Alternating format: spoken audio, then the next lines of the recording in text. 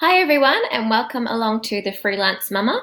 My name is Kelly Dawson and today I want to take you through a quick tutorial on some of my favorite apps for managing social media. Until I came across some of these things, I found that it was quite hard to manage my social media and that it was taking a lot of time. And when I was introduced to Later in particular, that was a real game changer. But I also wanted to show you Canva and Unsplash, which are two of my other favorite apps for managing my social media accounts. So as you can see on the screen here, this app is Later. It's just available at later.com.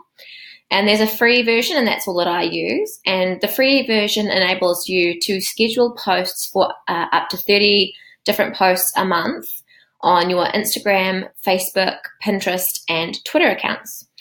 So I have found that this app has saved me a huge amount of time because it enables me just to sit down and schedule all of my posts for a week or two, and then I can just set it to go, and they post automatically at the times that I set them for.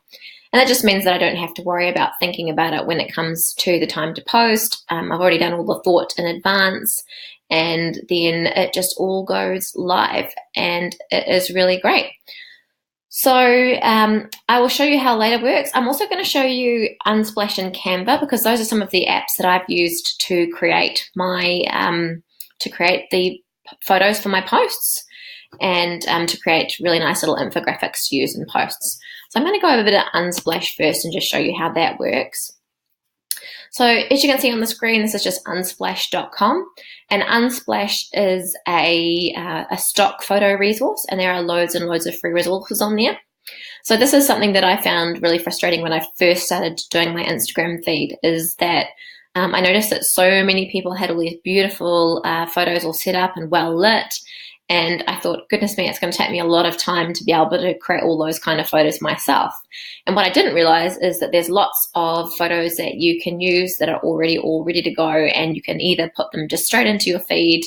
I usually crop them so that they're square so that they look good on the Instagram feed, or you can use them to pop into your designed posts. So things that you might do for your Instagram stories or your Instagram posts or Facebook posts, etc., or even for a Pinterest cover, you can just insert them into your posts. And I'm going to show you in a minute how I use Canva to make some of those things there. So you just got the search box here. You can just pop in what you're searching for. So because we're a group of business women, I'm going to pop in, I'm just going to put in women for a start and see what comes up. So you can see there's some really beautiful photos. So if you've got something you want to do with, mums or women, you can see there's lots of really cool photos there. Another one that's really good you might like to do if you're doing something about, say, blog posts or writing, you might put in a computer. So you can just search that, and that'll load up. And then you can just see, you can find one that works for your post and for your theme. Like here's a really nice one with a couple of ladies that might be quite good. You just scroll through and find out what will look nice in your feed. There's another quite attractive one there. So you just go on through, find ones that work for you, and then you can just click this little download button there, and it'll download. Gives you the option to put a credit badge on if you want to, and then that'll just download to your computer, and you can edit that way. I'm just going to close out of that one.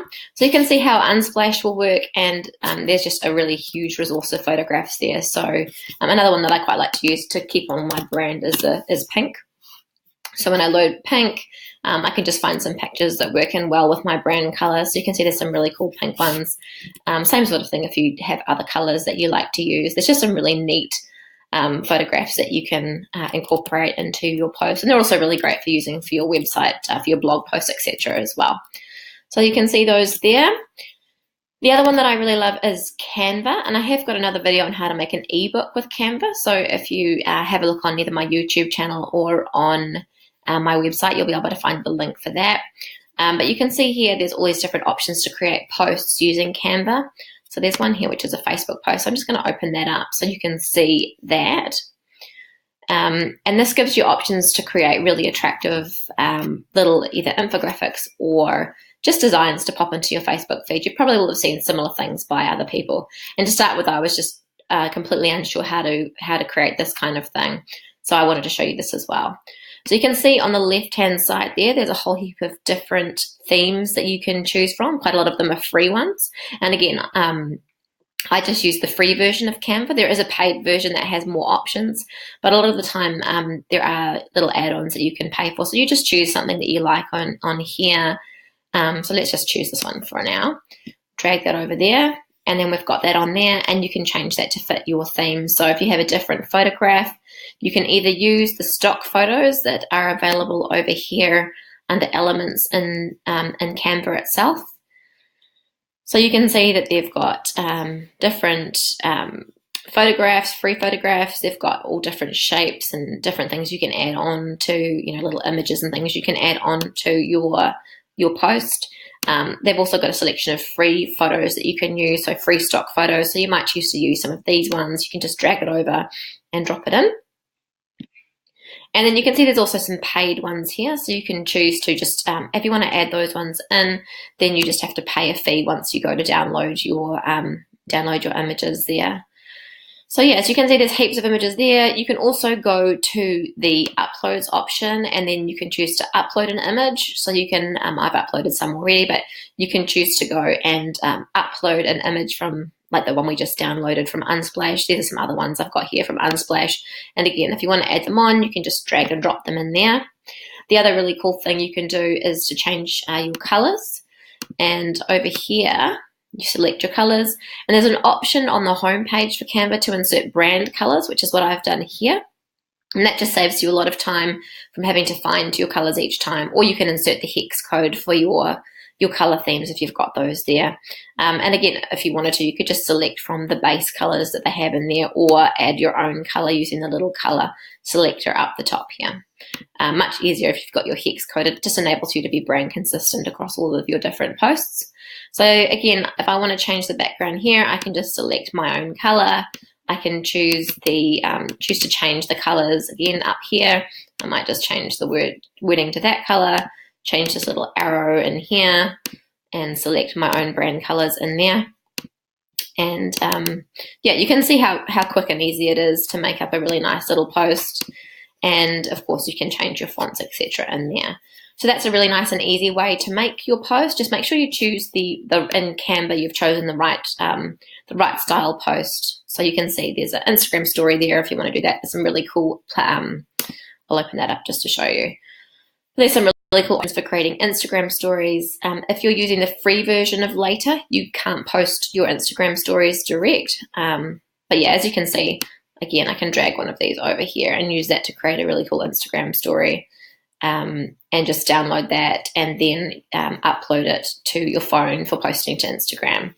But going back to the scheduling, I'm going to go over to Later now. So this is Later. I'm already logged in, so you can see my name's down here. If I wasn't logged in, you'd just be able to select open an account or something like that along in here. So I'm going to go continue, and that's going to load up my Later feed. So once that loads up, what you're going to see is that there is a calendar, and that's going to show you the posts that I already have scheduled, and then it's going to show you the resources that I have loaded into my account. Just give that a minute to load up there. And what I can do then once the calendar loads is I can see what I've already got in there. I can see, so these are the posts I have scheduled already. And you can see along the top here, I've got Instagram selected. So the posts that are showing at the moment are just for my Instagram account. Then there's Pinterest, there is Facebook, and then Twitter. So I'm just using these three here. So when it comes to creating a post, I can select all of these if I want to. So I can just go plus and then plus. So that's now going to show all of the posts that I have scheduled for this week. So then what I can do if I want to add an additional post, I've got my resources over here, and I can select one of these existing resources, and I can just drag that over here and drop that into my calendar, which makes it so nice and easy. So I'm just going to drop that one in there, and then you're able to type in your caption. So I'm just going to put in some text in there. And then you can also add emojis if that's something you want to do. They're quite popular at the moment on social media, so I'm just going to pop an emoji in there. and then I'm going to go or you can see the time here before I go next. You can see the time here. If you want to, you can just change that. So you can open up, it's going to load for me. You can open up the calendar there, and you can choose a different day, different time, and just change that as appropriate. So I might just change the time on that one, and then that's going to change that for those 3 posts. So if you just go next, and then it loads up the 3 posts sort of linked to the platforms that they're going to go to. So the reason for this is that there's just different little changes you need to make depending on what platform it's going to go onto. So this one's Facebook. Facebook enables you to do much longer posts, so you can add more text there if you want to for Facebook. The advice that I've had is that it's not a very good idea to put hashtags into your Facebook post, or if you do, keep it to a bare minimum, because it can affect the Facebook algorithms. They're not so keen on hashtags in Facebook posts. Instagram, of course, you're going to be wanting to add your hashtags. And what's really handy about this is that you have this option to have saved captions. So I'm just going to open that up, because what I've done is I have saved my captions in there, my hashtags in there, sorry.